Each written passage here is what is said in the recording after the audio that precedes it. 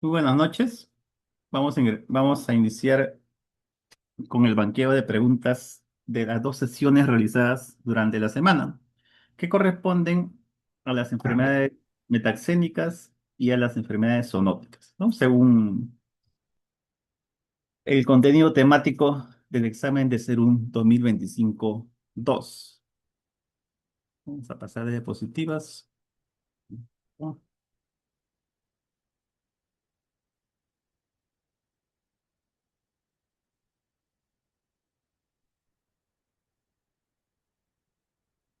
Muy bien. Entonces empezamos con la primera pregunta. La definición de caso probable de dengue sin signos de alarma es fundamental para el triaje inicial en el primer nivel de atención. Se considera toda persona con fiebre de corta evolución que resida o haya visitado áreas de transmisión. Además, debe presentar al menos dos manifestaciones clínicas características. ¿Cuál es el tiempo máximo de evolución de la fiebre para ser considerado caso probable? Menor o igual a 5 días, menor o igual a 7 días, menor o igual a 10 días o menor o igual a 14 días. Hasta ahora lo que hemos visto, todas estas enfermedades zoonóticas cursan con fiebre, un síndrome febril, pero cada uno de ellos tiene ciertas características que lo diferencia desde el punto de vista clínico. En el caso del dengue, ¿cuál es ese punto de corte?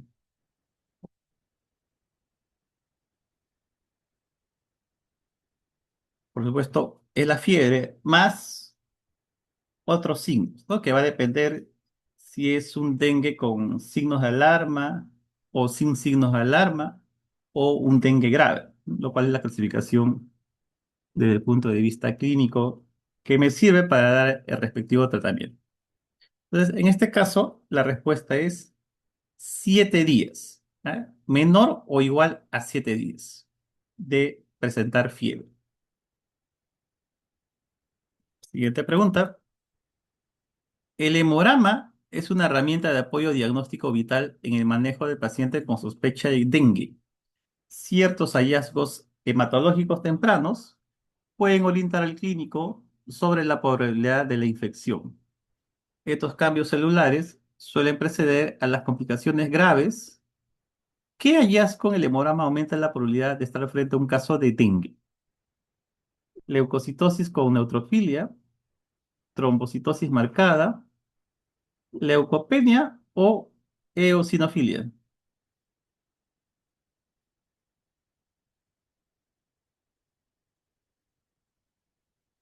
Ok, entonces, desde el punto de vista del laboratorio, porque también hay un criterio, por supuesto, clínico, signos y síntomas clínicos, pero también el laboratorio nos puede apoyar, ¿no? En la clasificación del dengue. Se asume que el dengue lo que va a hacer es invadir la médula ósea y por ello produce una disminución del recuento de leucocitos. Quiere decir que va a haber una leucopenia. ¿Ok? Entonces, esto se ve sobre todo en el caso del dengue sin signo de alarma, ¿no? Una leucopenia y también otros indicadores, ¿verdad? Como luego vamos a ver. Siguiente pregunta. Los signos de alarma en el dengue indican el inicio de la fase crítica y la necesidad de una intervención inmediata. La identificación de estos signos permite prevenir la progresión hacia formas graves de la enfermedad. Uno de ellos se relaciona con la extravasación del plasma detectado por imágenes. ¿Cuál de los siguientes se considera un signo de alarma según la norma técnica?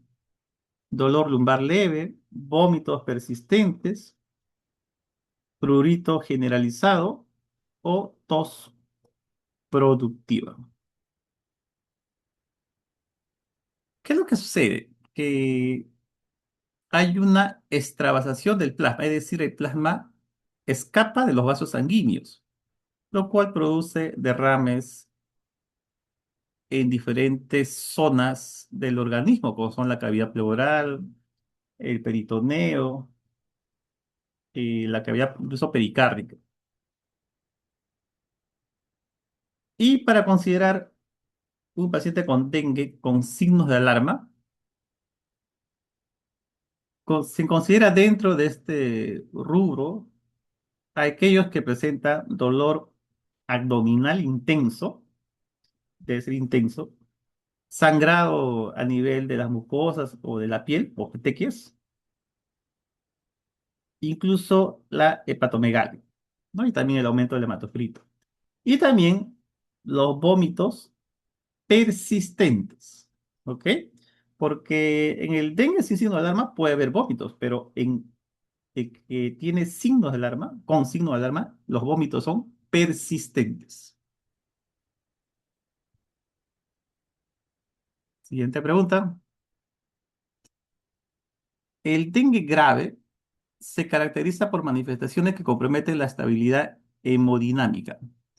Pueden presentarse con o signos de alarma previos, manifestando falla orgánica múltiple.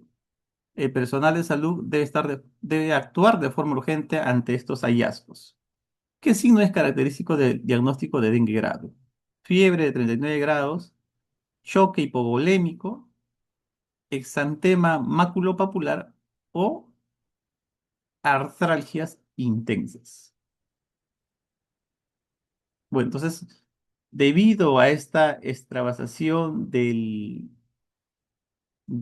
plasma hacia fuera de los vasos sanguíneos, esto va a reducir o perdón, va a aumentar el hematocrito y puede resultar en un choque hipovolémico, ¿no? Si es que no se trata a tiempo, si es que no se hidrata el paciente. Acá la respuesta es choque hipovolémico, ¿no? Hay una alteración de diferentes órganos, hay un sangrado grave, síndrome de dificultad respiratoria, inflamación del miocardio, encefalitis, hepatitis, ¿no? Son signos que son características del dengue grave. La siguiente pregunta, el diagnóstico confirmatorio por laboratorio del dengue depende del tiempo de enfermedad en que se encuentra el paciente. Durante los primeros días de la infección, la carga viral en sangre es lo suficientemente alta para su detección directa. El suero es la muestra de elección para estos procedimientos. ¿Qué prueba se utiliza preferentemente si la muestra es obtenida en los primeros 5 días de enfermedad? ELISA IgM, ELISA IgG, ELISA antígeno NSI o prueba de inhibición de hemaglutinación. Entonces, como toda enfermedad, va a tener etapas. Generalmente las primeras etapas cursan con en este caso, una viremia. Ya recuerden que el dengue es un virus, ¿no? Es un virus que va a invadir la sangre. Entonces, los primeros días hay un aumento de la carga viral y luego va a ir disminuyendo ante la respuesta inmunológica, ¿no? Se producen inmunoglobulinas M y luego las inmunoglobulinas G. Dependiendo de ello, entonces, es que se va a solicitar una determinada prueba, dependiendo del tiempo de enfermedad. En el caso de los primeros días, lo que yo puedo detectar en la sangre es parte de la estructura de este virus. En este caso, yo puedo utilizar o puedo detectar el antígeno NS1, ¿no? Que es una proteína no estructural del virus que le sirve para la replicación viral. Entonces, podría utilizar una prueba de ELISA que detecte el antígeno NS1. Esa sería la respuesta. Más de 6 días ya tendría que detectar las inmunoglobulinas, ¿no? En este caso, la inmunoglobulina E, si fuera más de 6 días.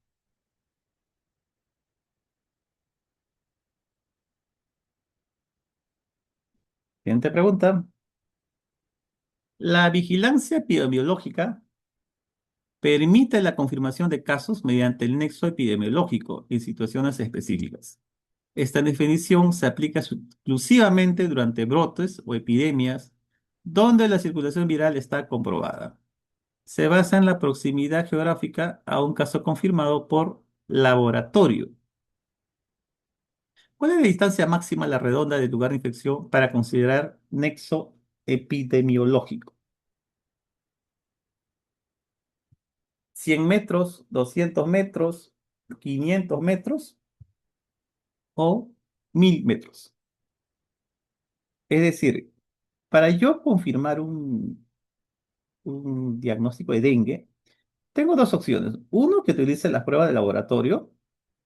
Dentro de ellas tenemos lo que ya hemos mencionado, el ELISA, la prueba de PCR, el aislamiento viral, incluso las pruebas rápidas. Pero también hay otro modo de confirmar mediante el nexo epidemiológico. Y esto sucede cuando hay un determinado brote o epidemia en una población, donde voy a encontrar varias personas que ya tienen diagnóstico de dengue. Entonces, si una persona que reside o ha estado en una zona dentro de 200 metros, se considera caso confirmado por nexo epidemiológico. Entonces acá sería persona que tiene sí los signos y síntomas y ha estado cerca, dentro de los 200 metros de la residencia de personas que han tenido ya, que están cruzando con la enfermedad. Esa sería la definición del nexo epidemiológico. Pero ojo que esto solamente es durante brotes, ¿no? Epidemias. Siguiente pregunta. Las pruebas de laboratorio para el diagnóstico de dengue son herramientas que no deben condicionar el manejo clínico. El diagnóstico es fundamentalmente clínico, es lo que menciona la guía, fundamentalmente clínico, y la notificación debe ser inmediata, ¿no? Tras la sospecha.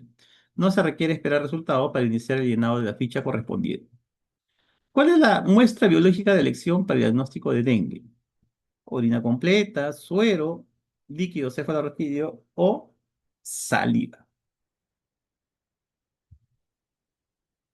Bueno, como hemos visto, dentro de las pruebas que se utilizan, tenemos el ELISA, ya sea para el antígeno o para las inmunoglobulinas, las pruebas moleculares, el PCR, y también las pruebas inmunocromatográficas, ¿no? Que utilizan como muestra el suero del paciente. Siguiente pregunta. La conservación y el transporte de las muestras de suero son críticos para mantener la integridad de los analitos y virus. El laboratorio local debe garantizar que la cadena de frío no se interrumpa durante el traslado.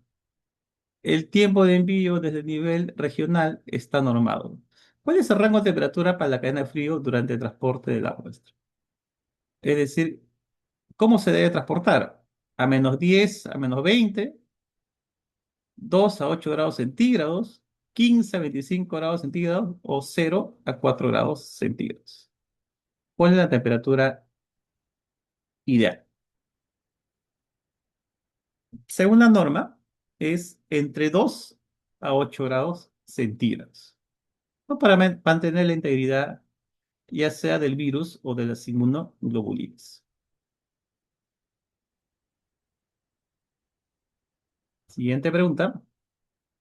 En caso de fallecimiento por sospecha de dengue, es necesario realizar estudios post-mortem para poder confirmar la causa. Si no se cuenta con muestras serológicas, se pueden obtener muestras de tejido específico para histopatología. Estas muestras deben ser tomadas en un tiempo perentorio tras el deceso. ¿Dentro de cuántas horas fallecido se debe tomar la muestra de tejido? 12 horas, 24 horas, 48 horas o 72 horas.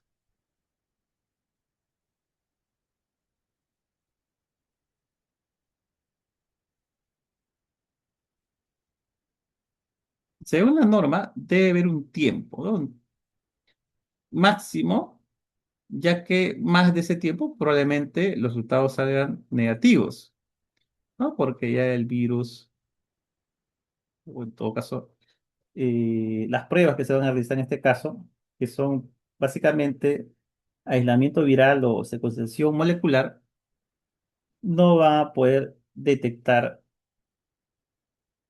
estas pruebas. Entonces, el tiempo máximo según la norma es de 24 horas.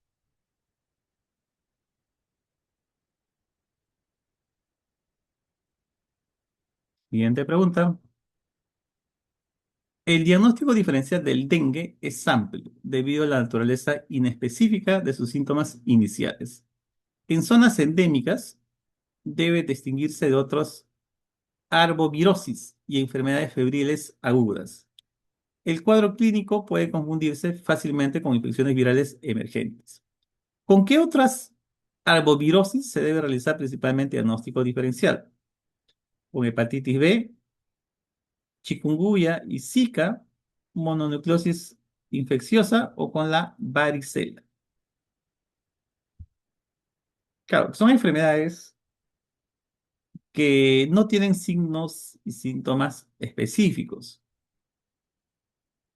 y hay que realizar el diagnóstico diferencial con diversas patologías.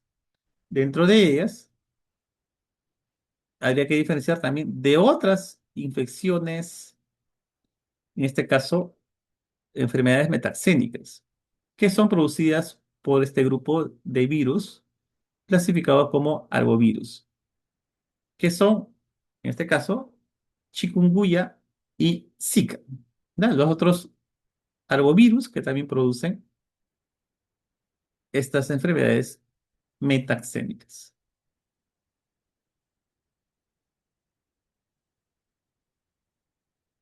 Y que al igual, ¿no? Que el dengue también tienen como vector al Aedes aegypti.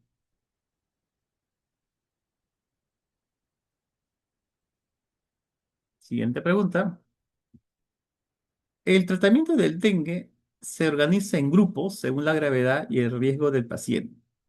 Los pacientes del grupo A son aquellos que no presentan signos de alarma y no tienen factores de riesgo asociados. Estos casos pueden ser manejados fuera de la institución de salud. ¿Dónde deben recibir tratamiento los pacientes clasificados en el grupo A? En la unidad de cuidados intensivos, hospitalización general, en el hogar, pero bajo supervisión médica, o en la unidad de vigilancia clínica del dengue. Entonces, por eso era importante clasificar el dengue, sin signos de alarma, con signos de alarmas o graves. Como mencionan acá, el grupo A sería los que no presentan signos de alarma. Entonces, ellos se van a tratar en el domicilio, pero sí bajo supervisión médica. Mientras que el grupo B1 sí no presentan signos de riesgo, pero tienen un factor de riesgo. Por ejemplo, si es una gestante, un adulto mayor o un niño, a ellos se les agrupa como grupo B1 y requieren hospitalización. También hay un grupo B2 que sí presentan signos de riesgo y también requieren hospitalización. Y el grupo O, que es el dengue grave, los que presentan dengue grave, que requieren una unidad de cuidados intensivos.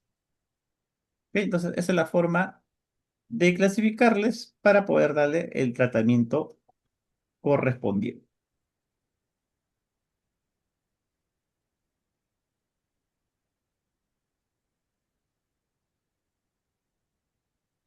Siguiente pregunta. Los escenarios epidemiológicos clasifican las áreas geográficas según la presencia del vector y de casos autóctonos. Esta estratificación es dinámica y permite orientar las acciones de prevención y control. El escenario 2 representa una situación de riesgo potencial por la presencia del mosquito, ¿no? Que es el vector. ¿Qué caracteriza el escenario epidemiológico 2? Sin presencia de vector y sin casos, presencia de vector pero sin casos autóctonos, presencia de vector y casos autóctonos, y presencia de casos pero sin vector identificado.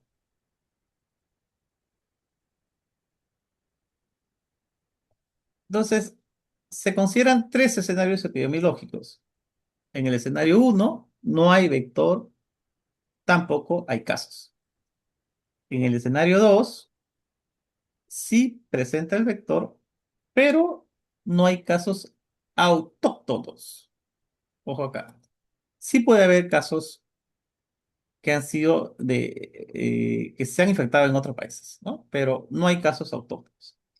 Y en el escenario 3 presentan el vector y también presentan ya casos autóctonos, ¿no? En este caso el vector sería el Aedes aegypti. Para la pregunta sería la respuesta presencia de vector, pero sin casos autóctonos. Puede ser exportado, pero no casos autóctonos.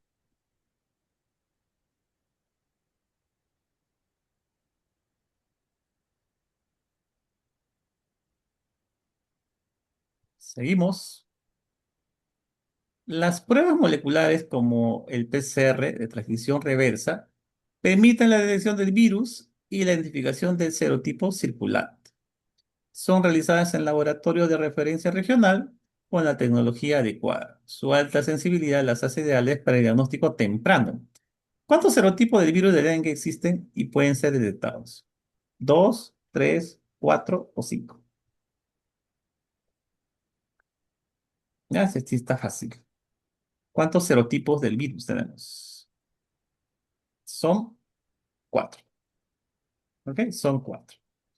Y justamente la PCR me permite, ¿no? Saber qué serotipo es el que está produciendo la epidemia o el brote o la endemia en una respectiva zona geográfica.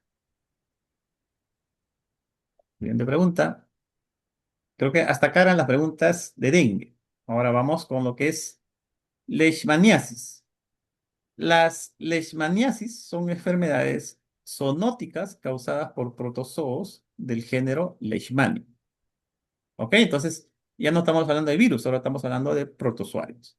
Se transmiten a través de la picadura de insectos dípteros hematófagos. En el Perú, esta enfermedad puede comprometer la piel, mucosas y vísceras. ¿Cuál es el género del insecto vector que transmite la leishmania en el Perú? ¿El Aedes, Luxomia, Anopheles o Culex?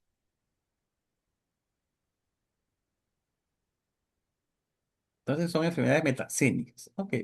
Me requieren un vector. No necesariamente tiene que ser un zancudo, porque recuerden que en el caso de la enfermedad de Chagas es un chinche, ¿no? Un triatomino. Pero el caso de la leucemia, de la leishmania, perdón, ¿cuál sería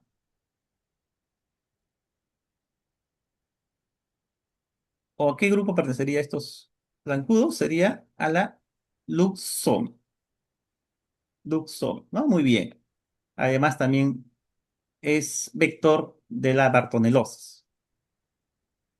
¿Ok? Acá entonces la respuesta, luxom.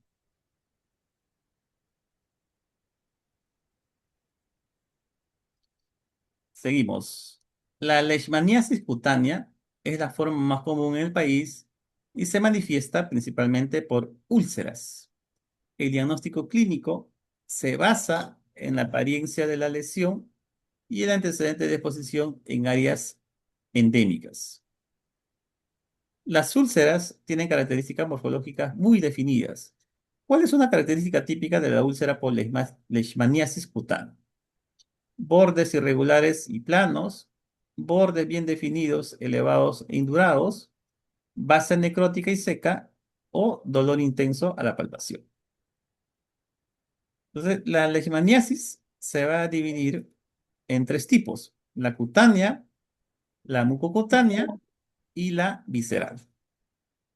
Pregunta, ¿tenemos los tres tipos en el Perú? Mm. No, ¿no? Las que aún todavía no tenemos casos autóctonos de leishmaniasis visceral. Ok, pero acá nos preguntan sobre la cutánea. ¿Cuál es la característica de estas úlceras? Al cual, ¿no?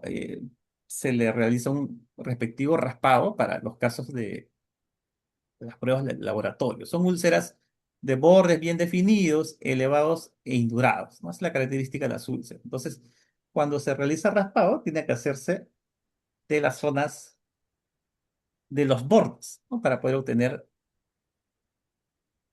observar a esta leishmaniasis, ¿no? A este protozoario.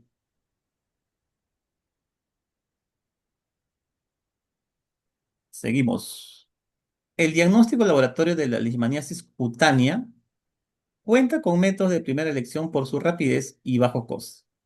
Esta permite observar los amastigotes dentro de las células del sistema fagocítico. Es la técnica inicial en la mayoría de los tratamientos de salud. ¿Cuál sería el método parasitológico de primera elección para confirmar leishmaniasis cutánea? Cultivo in vitro, PCR, frotis o intradermoreacción de Montenegro. Entonces, cuando realizamos la toma de muestra de estas úlceras, el método más accesible, si estamos en un estudiante de salud, sería, en este caso, realizar un frotis, ¿no? Para poder observar a los amastigotes intracelularmente. Realmente las otras pruebas se realizan ya en los laboratorios regionales o nacionales, ¿no? Como son el cultivo, el PCR, o esta prueba de la intradermorreacción de Montenegro, que es similar al PPD, ¿no? ¿Recuerdan el PPD que se utiliza para la tuberculosis? Acá también se inyecta el antígeno de la leishmaniasis y luego de 48 horas se realiza la lectura, ¿no? Para ver si hay una induración de la zona donde se aplicó el antígeno. Ok, entonces acá la respuesta sería el frotis.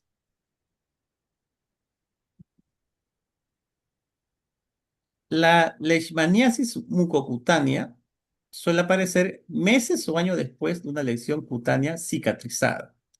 Afecta principalmente las vías aéreas superiores y puede causar desfiguración severa. Su diagnóstico requiere una alta sospecha clínica ante lesiones granulomatosas. ¿Qué estructuras se ven afectadas frecuentemente en esta leishmaniasis mucocutánea? Pulmones y bronquios, tabique nasal, laringe y faringe, esófago y estómago, o conducto auditivo externo. Es una enfermedad que va a producir desfiguración, ¿no? Del-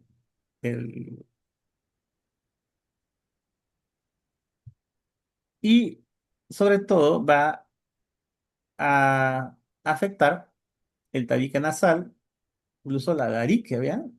Y la faringe también podría ser afectadas, ¿no?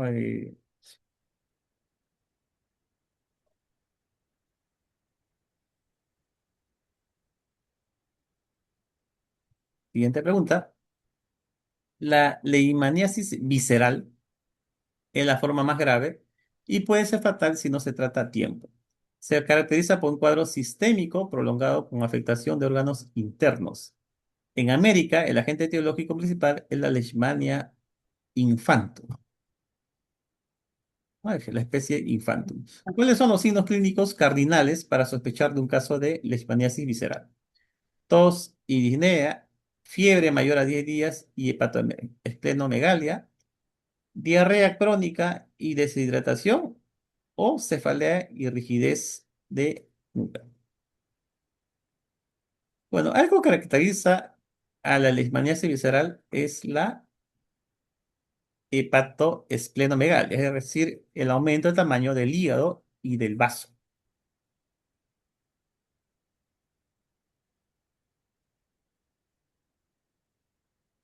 Y tenemos casos en países como Venezuela, Colombia, Argentina, o sea, casi alrededor de Perú, en casi todos los países de América hay ya casos de leishmaniasis visceral. Pero bueno, hasta ahora no se ha confirmado ninguno acá en el Perú. Siguiente pregunta. Para la confirmación de leishmaniasis visceral se utilizan métodos inmunoserológicos y parasitológicos específicos. La detección de anticuerpos mediante pruebas rápidas facilita el diagnóstico en zonas remotas. Estas pruebas utilizan antígenos recombinantes de alta especificidad. ¿Qué prueba rápida inmunocromatográfica es específica para la leishmaniasis visceral? NS1, RK39, rosa de Bengala o BTRL. Bueno, NS1 es para dengue, ¿cierto? BDRL se relaciona a sífilis. Rosa de Bengala, ¿recuerdan? Rosa de Bengala, ¿a quién se relaciona a qué enfermedad? A la, muy bien, brucelosis. Y en el caso de leishmaniasis visceral, el antígeno que es característico sería el RK39, ¿no? Que se utiliza en estas pruebas rápidas inmunocromatográficas.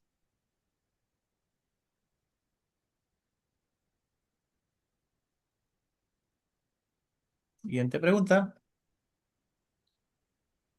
El diagnóstico diferencial de leishmaniasis cutánea incluye diversas patologías que cursan con úlceras crónicas. Es necesario descartar infecciones bacterianas, fúngicas o incluso procesos neoplásicos. La epidemiología local ayuda a priorizar los diagnósticos. ¿Cuál de las siguientes patologías incluyen el diagnóstico diferencial de leishmaniasis cutánea? Sarampión, tuberculosis cutánea, dengue o hipertensión arterial. ¿No? Es decir, va a haber enfermedades que también producen estas úlceras cutáneas, que incluso pueden ser enfermedades bacterianas producidas por hongos, incluso algunos tipos de cáncer. Pero de todas estas cuatro, ¿cuál de ellas tiene un proceso similar? Acá la respuesta es la tuberculosis cutánea, porque la tuberculosis no solamente, ojo, es pulmonar. La tuberculosis puede afectar diversos tejidos, diversos órganos. ¿Ok? No se queden solamente con que tuberculosis es pulmonar, hay tuberculosis extrapulmonar, incluso hay tuberculosis cutánea.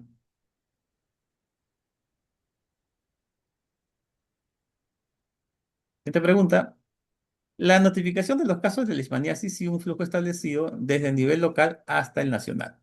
Los plazos para reportar varían según la forma clínica y la gravedad del caso. La leishmaniasis visceral requiere una acción más rápida debido a su peligrosidad. ¿Cómo deben ser reportados los casos sospechosos o confirmados de leishmaniasis visceral? Mensualmente, semanalmente, de forma inmediata o cada 3 meses, trimestralmente. Bueno, es un caso de leishmaniasis visceral. Entonces, acá el reporte debe ser inmediato.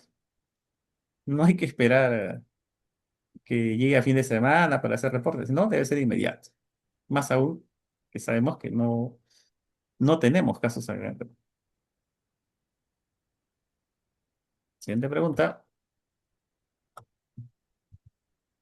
El control de calidad de diagnóstico de leishmaniasis es supervisado por el Instituto Nacional de Salud. Los laboratorios regionales deben enviar sus muestras para evaluación de concordancia. Esto asegura que los resultados emitidos a nivel nacional sean confiables. ¿Qué porcentaje de láminas con resultado positivo debe enviar el Laboratorio Regional de Salud Pública al INS para el control de calidad indirecto? ¿10%, 50%, 100% o solamente las que son dudosas? ¿Ok? Entonces, parte de las funciones que tiene la red de laboratorio es el control de calidad, ¿no? En este caso, el control de el control de calidad de las láminas para el diagnóstico de leishmaniasis. En este caso, para los resultados positivos, todas deben enviarse, ¿ya? Para poder corroborar esa positividad. Entonces sería el 100%.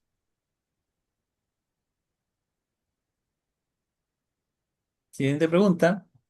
La tipificación de la especie de Leishmania es fundamental para estudios epidemiológicos y de resistencia al tratamiento, porque también existe no solamente en bacterias, existe resistencia, sino también en parásitos.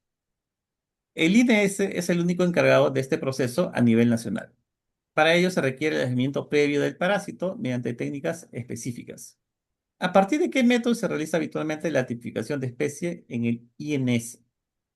¿Del frotis directo, del cultivo in vitro o de la prueba de Montenegro o la inmunofluorescencia indirecta?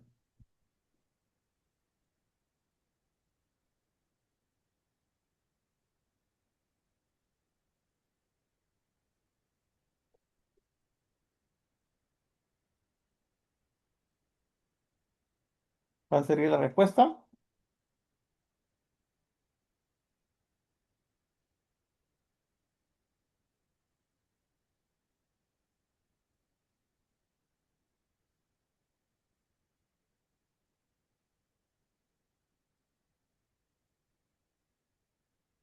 No, va a ser prueba de Montenegro, si es para brucelosis.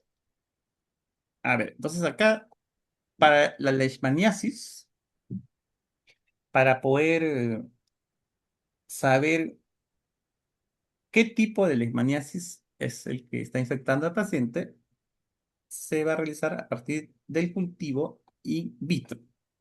¿Ya? A partir de estos cultivos, vamos a poder saber exactamente qué tipo de leishmaniasis es la que está afectando, ¿no? Ahí vamos a poder aislar los promastigotes de diversas muestras, ¿no? Como el aspirado, las biopsias de estas úlceras.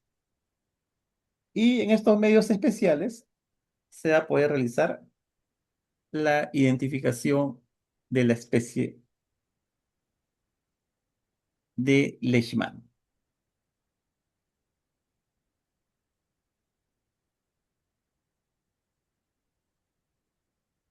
Siguiente pregunta. La reclasificación de los casos probables a confirmados o descartados es responsabilidad de personal de epidemiología. Este proceso debe considerar la evolución clínica y los resultados del laboratorio obtenidos. Existe un plazo máximo para realizar este cierre de caso en el sistema. ¿Cuál es ese tiempo máximo para la reclasificación de un caso de leishmaniasis? ¿7 días, 14 días, 28 días o 60 días?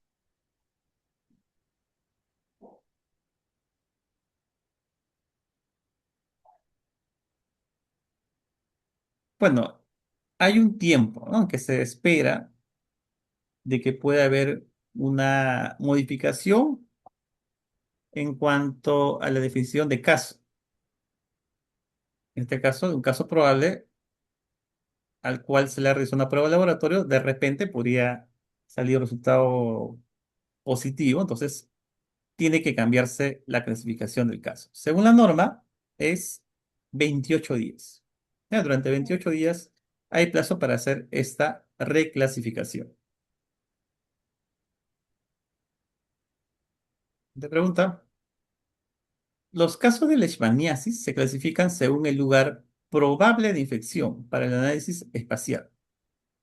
Esto permite identificar si la transmisión está ocurriendo en la zona o si el paciente se infectó en otro lugar. Los casos que provienen de fuera del país tienen un manejo administrativo distinto, ¿no? No se van a considerar dentro de la estadística. ¿Cómo se denomina al caso cuya infección ocurrió fuera de la residencia, pero dentro del país? Caso autóctono, caso importado nacional, caso importado internacional o caso sospechoso. Entonces, es un caso que sí ha ocurrido dentro del país, pero fuera del área de residencia. Sería un caso importado nacional. Así lo clasifican la norma. Caso importado nacional. De repente, por motivos de viaje o por motivos laborales, ¿no? Puede haber viajado a otra pueblo, a otra región, donde hay zonas endémicas de leishmaniasis y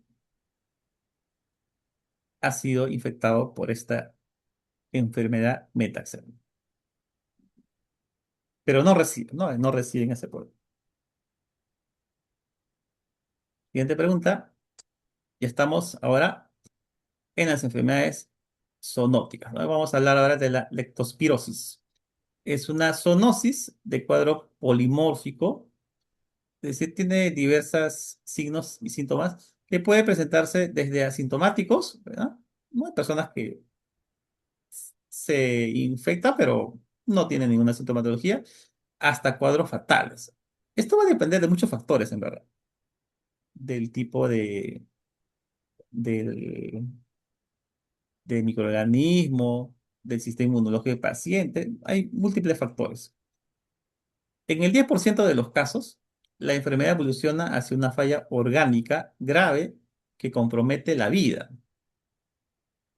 Esta forma clínica severa es fundamentalmente reconocer en el nivel primario de atención. ¿Cómo se denomina la forma ictérica o hepatonefrítica grave de esta enfermedad?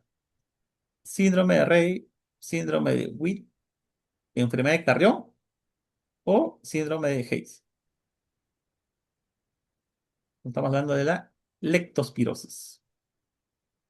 En los casos graves, ¿no? Los casos graves, que son el 10% que pueden evolucionar a presentar falla orgánica y produce cuadros de ictericia con afectación del hígado y los riñones. A esto se denomina síndrome de Wei. Siguiente pregunta. El agente etiológico de la leptospirosis es un microorganismo helicoidal con extremidades en forma de gancho y gran motilidad. Su supervivencia en el medio ambiente depende de condiciones específicas de humedad y pH. Existen más de 240 variedades identificadas hasta la fecha. ¿Cuál es la característica metabólica principal del género Leptospira? Son anaeróbicos estrictos, microaerófilos facultativos, aerobios obligatorios o cacnofílicos.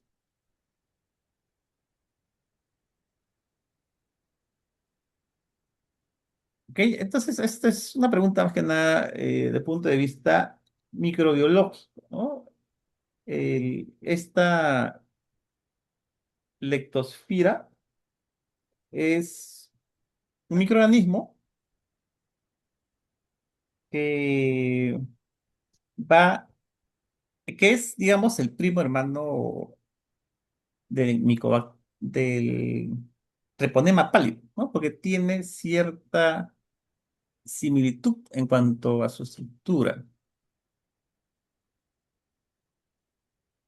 pero de acuerdo a su las condiciones es un aerobio obligatorio.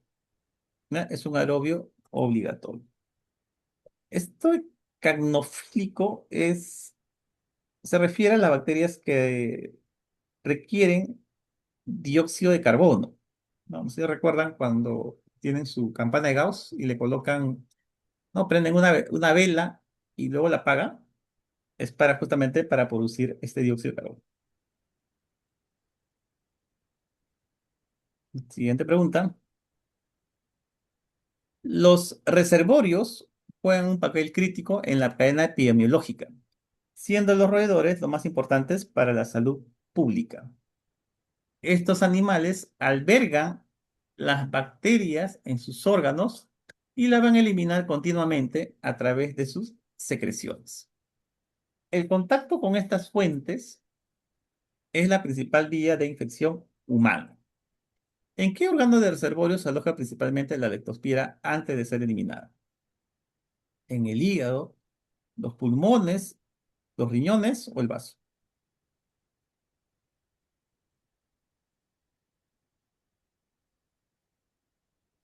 Bueno, acá la respuesta es el riñón. Por eso es que la orina es, digamos, la muestra que va a infectar, ¿no? Hay una forma directa de infección, que es cuando la persona tiene en contacto directo, ¿no? De la orina de estos reservorios, que son principalmente los roedores, y hay también una transmisión indirecta, cuando la persona consume agua o alimentos que han sido contaminados con esta orina infectada.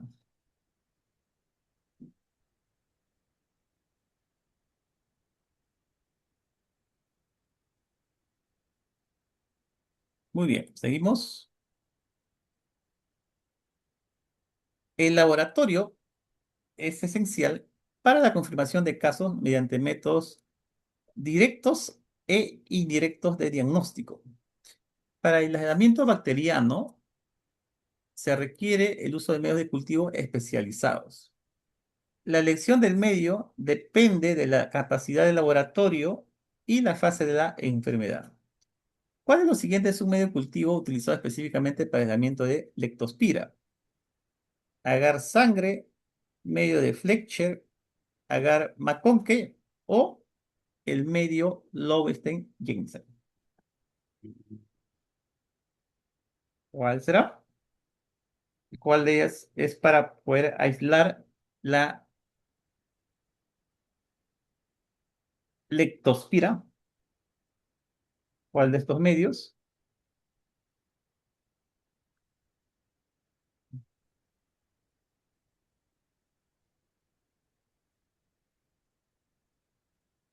Bueno, a ver, vamos descartando. ¿Agar sangre? No, no, pues es un medio común donde crecen pocas bacterias, ¿no? Las que son poco exigentes. Sabemos que la leptospira es una bacteria bastante exigente para su crecimiento. ¿Ve estos Lowenstein-Jensen? ¿Recuerdan para qué era? El Lowenstein-Jensen, muy bien, para micobacterio. El agar McConkey, medio selectivo. Agar McConkey, muy bien, ¿no? Para los gran negativos.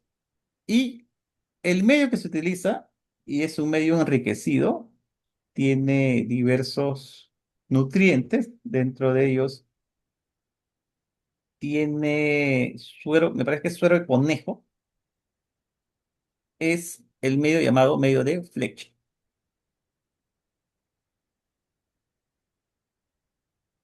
¿Ah? Para el caso de la leptospira. Siguiente pregunta. Para la toma de muestra de sangre destinada al cultivo bacteriológico, se deben seguir protocolos que aseguren la viabilidad del patógeno. El uso de ciertos aditivos en los tubos de recolección puede ser perjudicial para la bacteria. Es responsabilidad De nodo médico, verificar el tipo de anticoagulante. ¿Qué anticoagulante debe evitarse? Porque mata a la leptospira. El EDTA, la heparina, el citrato o el oxalato.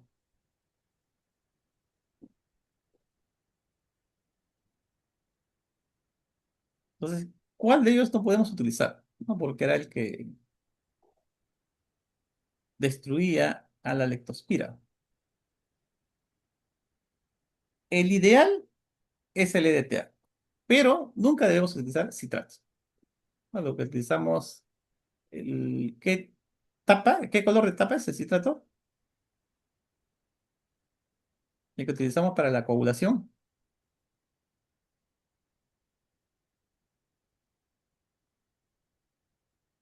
Muy bien, ¿no? Celeste. Entonces, ese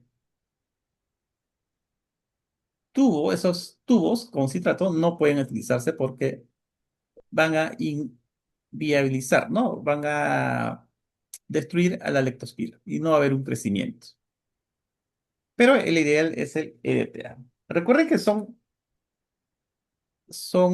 microorganismos que su tiempo de crecimiento es bastante lento, ¿no? Por ejemplo, esta leptospira puede desde los 10 días ya dar positividad, bueno, hasta incluso se puede prolongar hasta meses, ¿no? Para poder cultivarse. Siguiente pregunta. La prueba de microaglutinación, OMA, es considerada el estándar de referencia internacional para el diagnóstico serológico. Esta técnica utiliza antígenos vivos y permite identificar la serovariedad infectante. Debido a su complejidad, solo se realiza en laboratorios especializados. ¿Qué tipo de anticuerpo permite detectar la prueba de MAC en el suero del paciente? Solo inmunoglobulina A, solo IgE, solo, perdón, IgM e IgG o solo cadena de cadenas ligeras. Entonces, esta prueba MAC es el estándar de oro que va a detectar inmunoglobulinas y permite saber qué serovariedad es la leptospira infectada, identificando las dos inmunoglobulinas, la G y la E.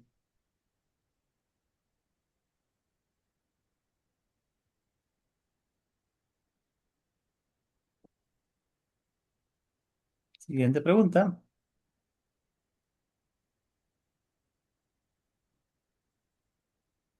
En el Perú, la interpretación de los títulos de la prueba MAC varía según la región geográfica de la endemicidad.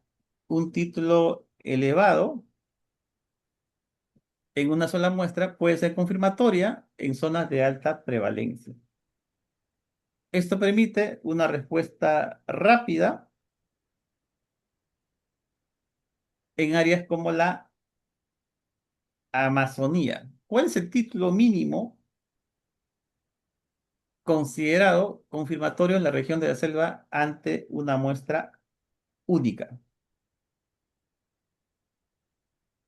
Es uno en 100, uno en 200, uno en 400 o uno en 800.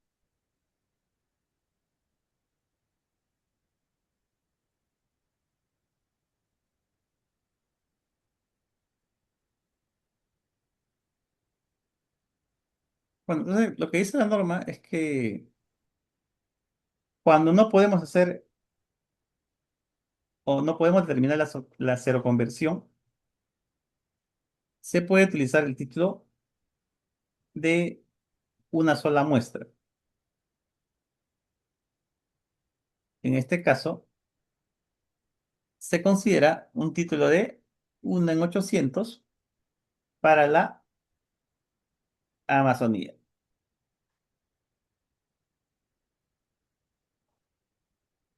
Siguiente pregunta.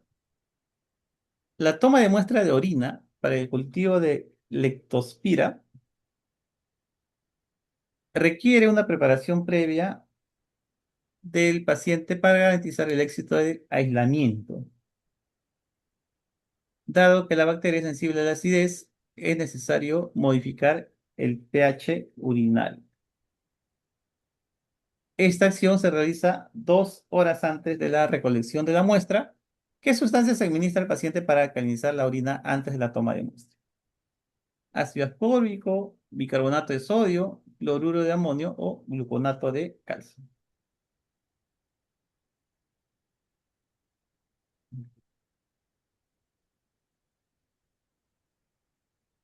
¿Cuál será? Entonces, debemos alcalinizar la muestra, ¿no? Entonces, para ello tenemos que consumir,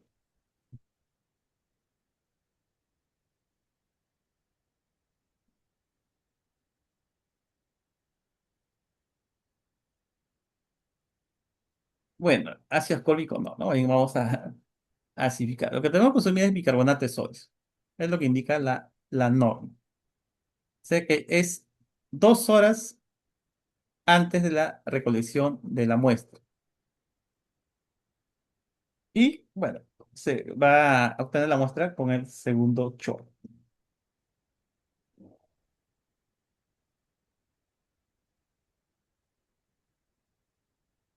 Siguiente pregunta. La vigilancia epidemiológica de la leptospirosis incluye el seguimiento serológico de los pacientes detectados. Este control permite evaluar la cinética de los anticuerpos y confirmar la seroconversión. Se debe programar una segunda muestra tras la primera toma. ¿En qué periodo de tiempo se recomienda realizar el control serológico respecto a la primera muestra? A las 24 y 48 horas, entre los 7 y 21 días, a los 3 y 6 meses o únicamente al año. No, este es el caso de seguimiento de los pacientes que han presentado esta infección por leptospira para saber o para confirmar la seroconversión. ¿Cuál sería el tiempo para la segunda muestra? Acá la respuesta es entre los 7 y 21 días.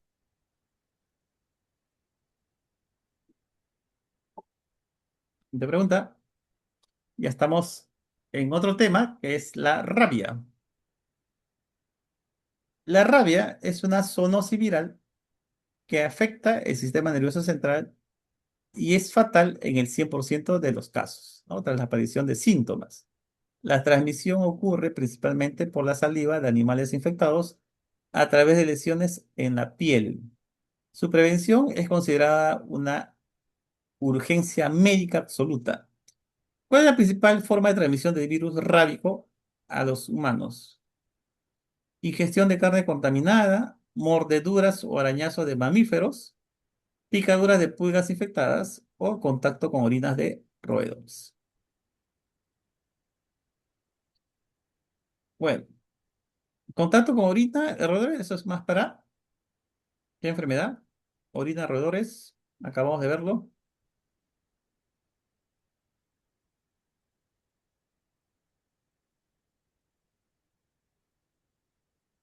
¿Con qué enfermedad está relacionada contacto con orina de roedores? Muy bien, leptospira. Picadura de pulgas infectadas. ¿Con qué otra enfermedad zoonótica? Muy bien, la peste. Peste humana, ¿no? Pero lo que corresponde a la rabia es por mordeduras o arañazos de mamíferos, ¿no? Principalmente de los caninos. ¿No? Y los gatos. Siguiente pregunta. Ante un accidente de mordedura por un animal sospechoso, se debe aplicar inmediatamente la denominada tríada preventiva.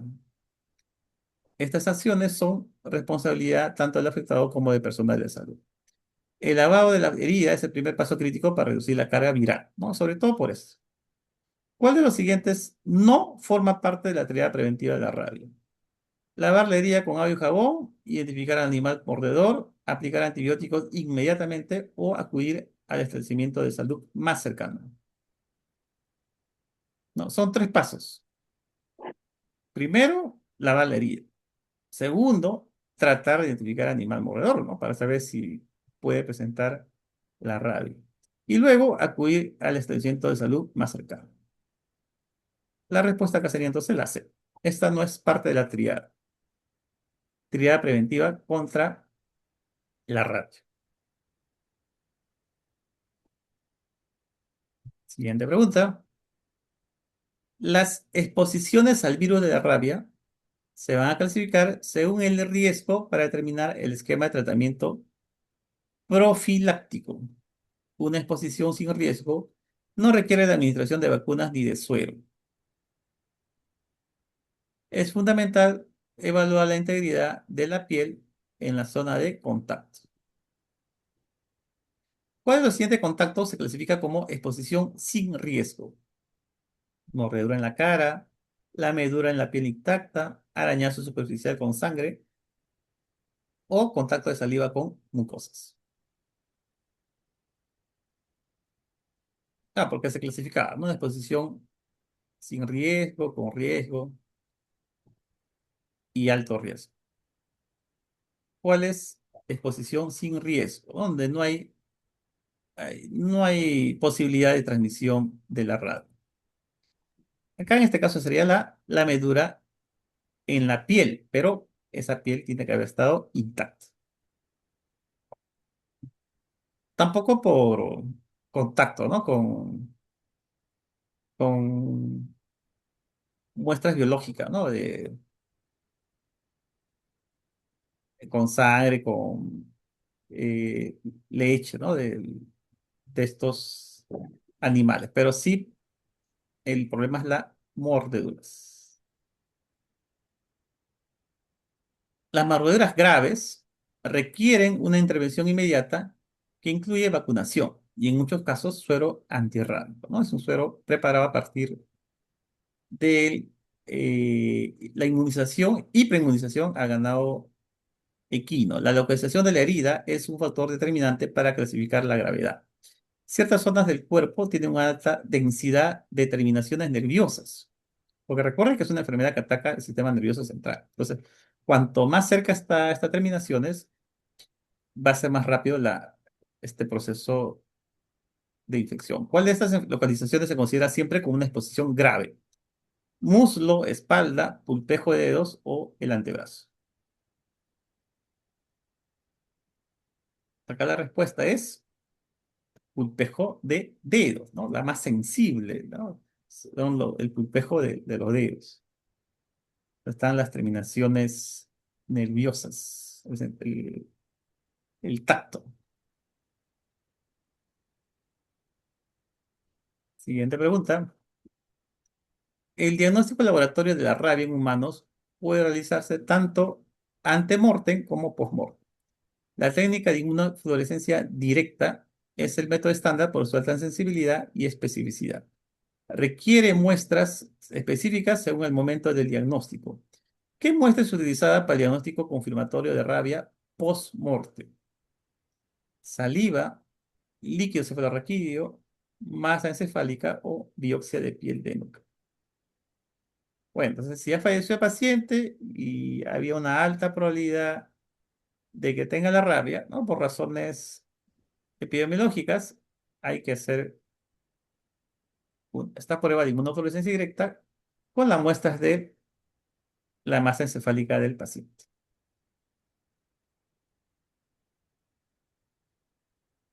Siguiente pregunta. La prueba biológica es un método complementario que se utiliza cuando los resultados de la inmunofluorescencia directa son negativos. Consiste en la declaración de material sospechoso en animales de laboratorio que son sensibles al virus, ¿no? Los ratoncitos.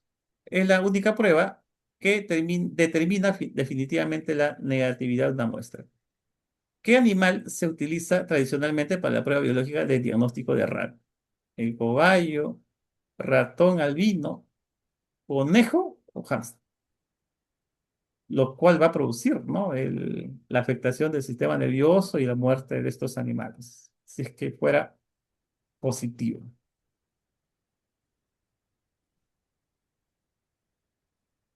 Entonces se realiza una inoculación intracraneal, ¿no?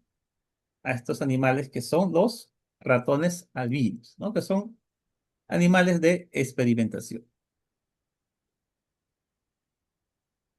Siguiente pregunta. El personal de laboratorio que manipula muestras sospechosas de rabia está expuesto a un riesgo ocupacional continuo.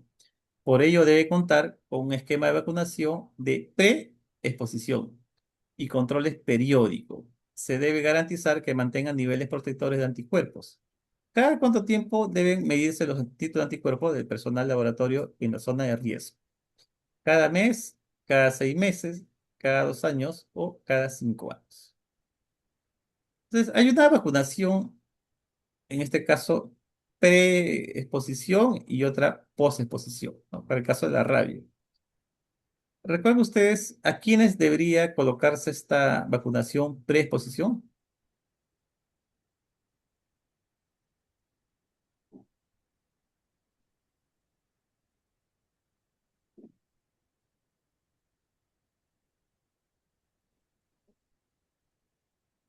¿No? La vacuna, ¿no? Por ejemplo, a los veterinarios, al personal de laboratorio que trabaja con muestras, muestras que pueden tener rabia, o todo lo que trabajen con,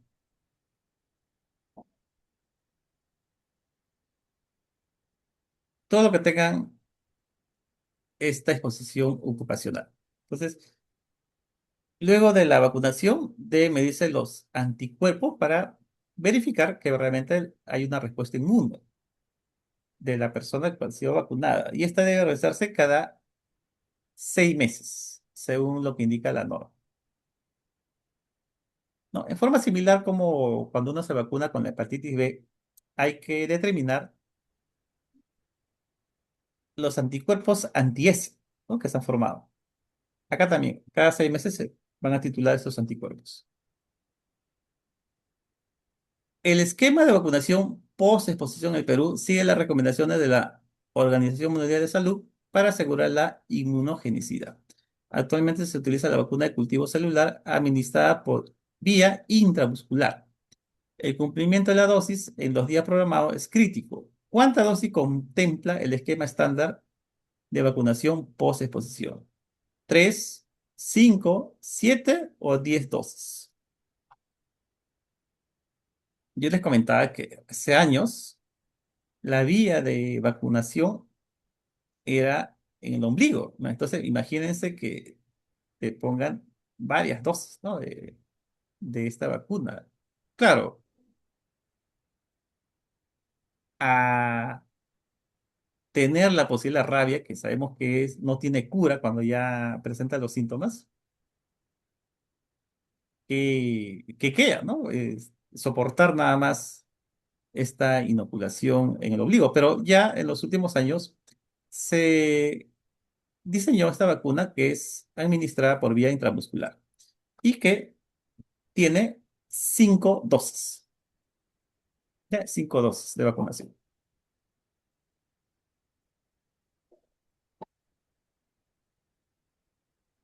Siguiente pregunta. El diagnóstico molecular ha cobrado importancia por su capacidad de detectar el ARN viral de forma exponencial. Esta técnica es altamente sensible y permite identificar el virus incluso con bajas cargas virales. Es bastante sensible. Los resultados se visualizan mediante electroforesis.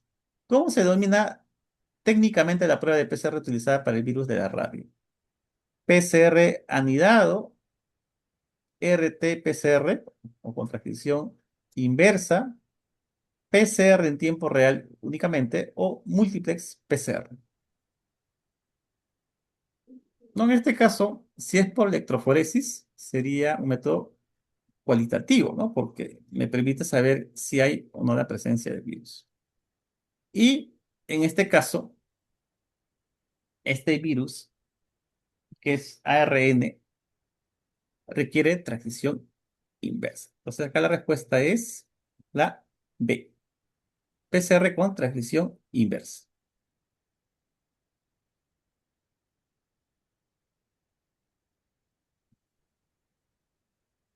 El PCR en tiempo real es para cuantificar, ¿no? En este caso, la carga viral, ¿no? Por ejemplo, para el VIH se utiliza el PCR en tiempo real.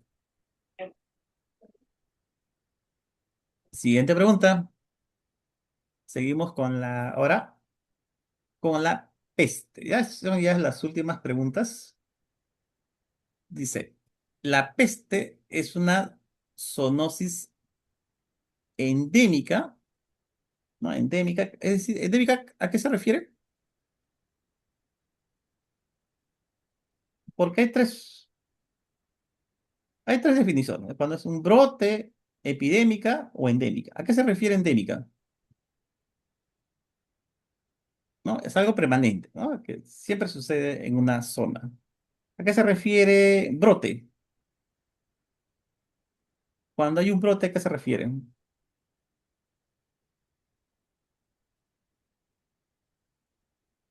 Así es, ¿no? En un solo pueblo. ¿Y a qué se refiere epidémico?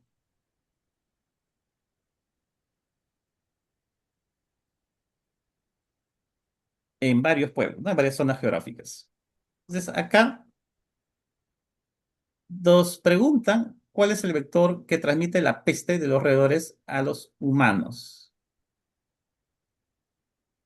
Las garrapatas, las pulgas, piojos o mosquitos, ¿no? La peste negra, ¿no? La enfermedad que redujo la población de Europa. Es las pulgas, ¿no? La pulga es el que tiene esta bacteria que es la Yersinia pestis.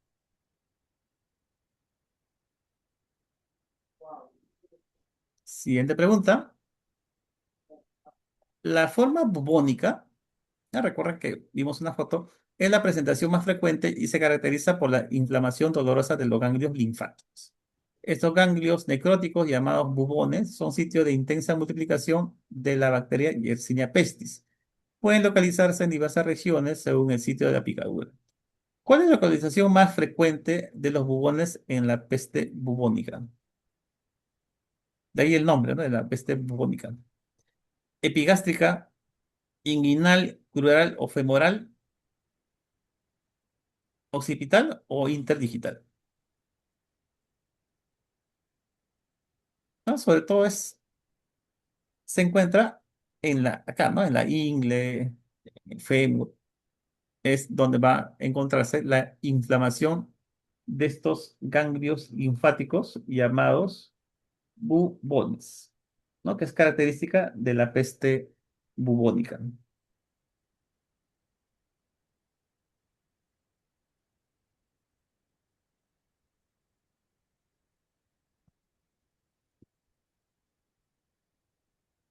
El diagnóstico de laboratorio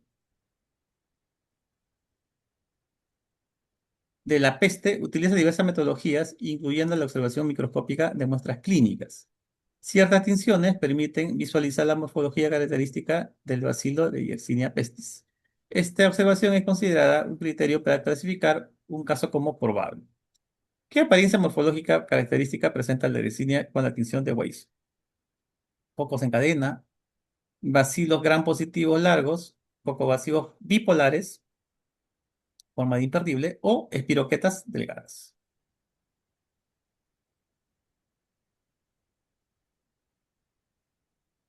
Bueno, según, ¿no? La parte microbiológica, lo que vamos a ver, algo característico de esta Yersinia, con esta tinción especial, son cocobacilos bipolares. Una doble tinción, ¿no? Y tienen forma de imperdibles.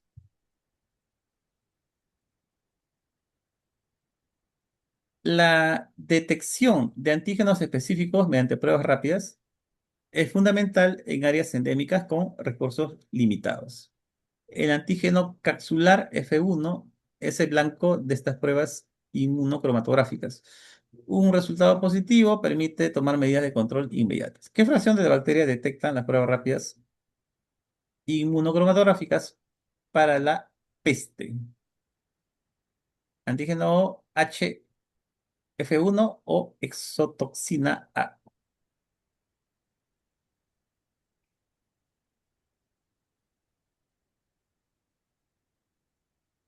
Bueno, acá ya nos han indicado ¿no? Acá la respuesta es el F1, ¿no? Que es un antígeno de la cápsula de esta Yersinia pestis.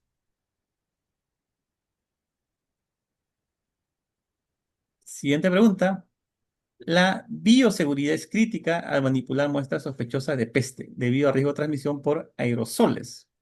La Yersinia pestis está clasificada en un grupo de riesgo elevado para el personal de salud. Para ello se deben utilizar respiradores de alta eficiencia durante los procedimientos. ¿Recuerda cuáles son esos respiradores?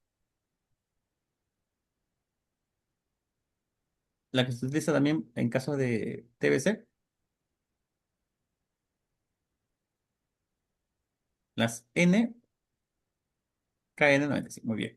¿En qué nivel de bioseguridad se clasifica el trabajo con Yersinia pestis? ¿Nivel uno, 2, 3 o 4?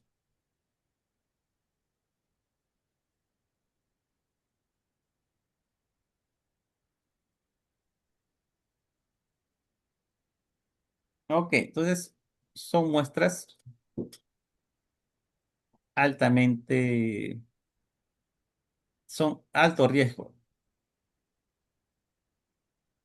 Entonces se requiere un laboratorio que cumpla con estas normas de bioseguridad máximas. En este caso sería nivel 3.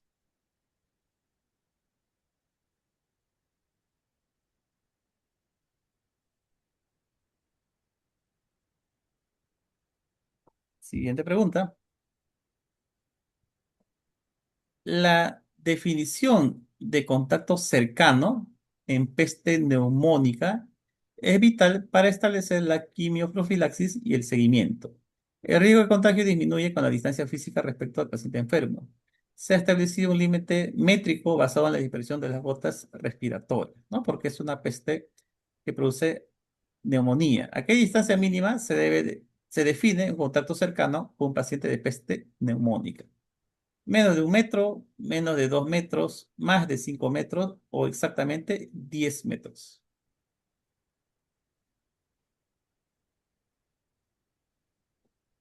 Y eso lo define la norma. La norma dice si has tenido contacto cercano a menos de 2 metros de un paciente con sospecha de peste neumónica, se considera contacto cercano.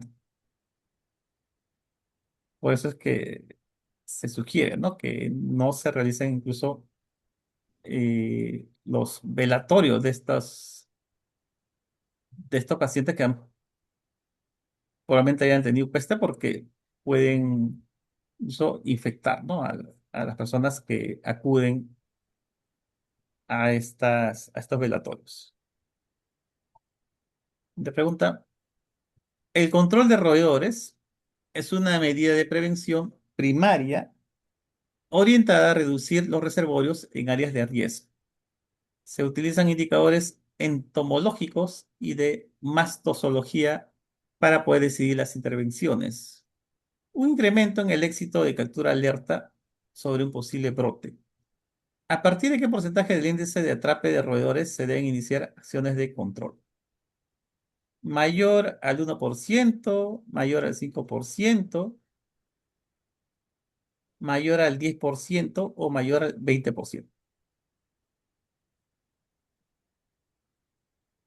Ok, son indicadores, ¿no? Que me dicen mayor al 5%. Es decir, si de cada 100 trampas que yo puse, hay más de 5 que han caído en estas trampas, se consideran como índice de atrape de roedores, ¿no? Y se deben iniciar acciones de control. A ver, la siguiente. Uy, ya está. Esta es la última pregunta.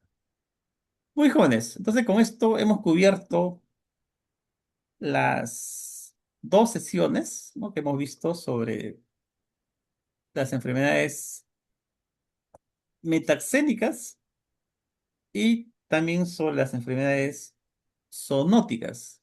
Nos faltaría todavía hablar de repente algo más sobre lo que es otras enfermedades como son el- la malaria, ¿no? El paludismo. De repente también podríamos hablar algo sobre bartonelosis, que también ya han venido algunas preguntas, bueno, sobre malarias, varias preguntas. Eh, y otras enfermedades, ¿no? Como la brucelosis u otras enfermedades que aparezcan en contenido temático. Así es, ¿no? Sobre antras, carbunco también, sí, ya me dio algunas preguntas. Bien, entonces quedaría pendiente una sesión sobre este tema.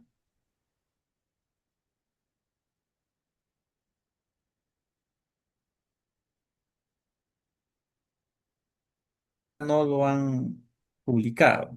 Probablemente sea similar al 2025-2.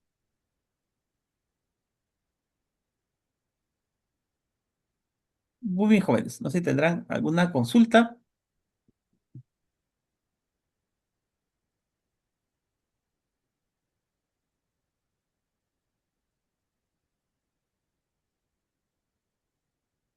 Ok, entonces nos veríamos la próxima semana. ¿Qué, jóvenes?